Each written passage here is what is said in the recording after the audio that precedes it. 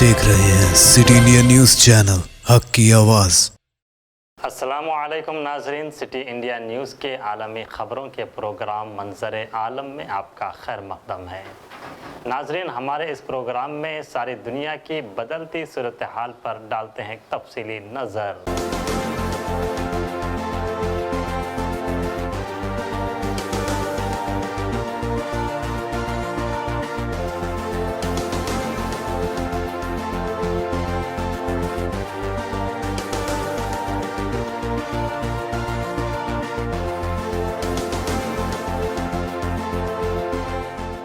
चीन की वजारत सेहत ने ऐलान किया है कि मज़ीद 56 मरीजों के मरने के बाद चीन में कोरोना वायरस से हिलाक होने वालों की तादाद 360 हो गई है।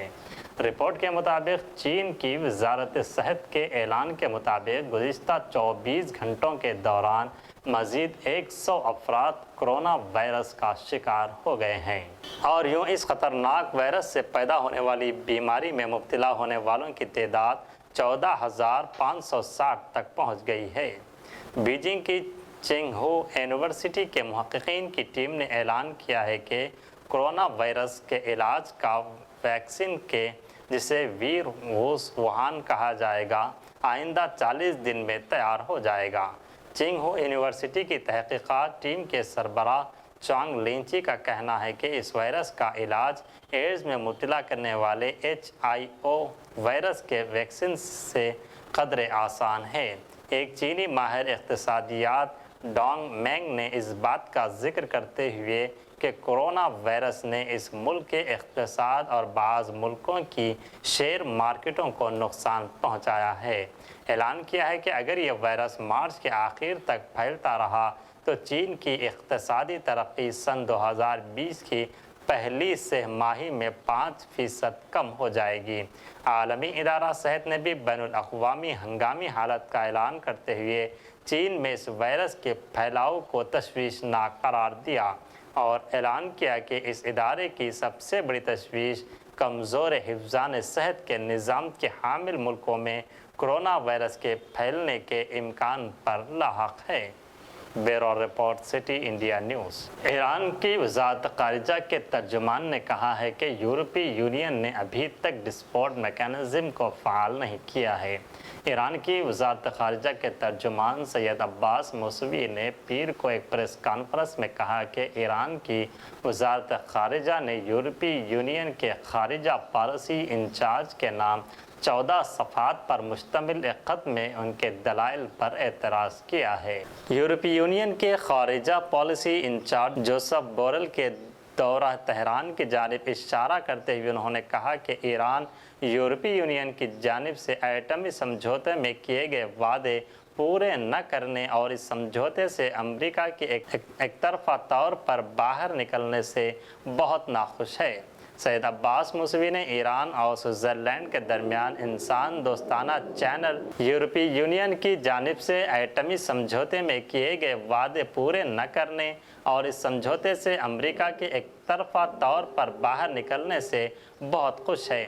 सैयद अब्बास मौसवी ने ईरान और स्विट्ज़रलैंड के दरमियान इंसान दोस्ताना चैनल शुरू करने की याद दहानी कराते हुए कहा कि ईरान इंसान दोस्ताना चैनल के उन्वान से किसी तरीक़ेकार को तस्लीम नहीं करता और ताकीद करता है कि ग़िज़ाओं और दवाओं पर कभी भी पाबंदी नहीं होना चाहिए। ईरान की वज़ारत ख़ारिजा के तर्जुमान ने इंस्टेक्स की ताज़ा तरीन सूरत हाल के सिलसिले में कहा कि यह सिस्टम यूरोप की जानिब से किए गए 11 वादों पर अमल दरआमद का मुक़दमा था, ताहम वह इस पर अमल दरआमद शुरू करने के लिए बदस्तूर वाइट हाउस के ग्रीन सिग्नल के मुंतज़िर हैं। Bureau report, city India news. अमरीकी सदर डोनाल्ड ट्रंप के शर्मनाक मनसूबे सेंचुरी डील के खिलाफ मुख्तलिफ ममालिक और गैर मुल्की शख्सियात के रद्द-ए-अमल का सिलसिला जारी है।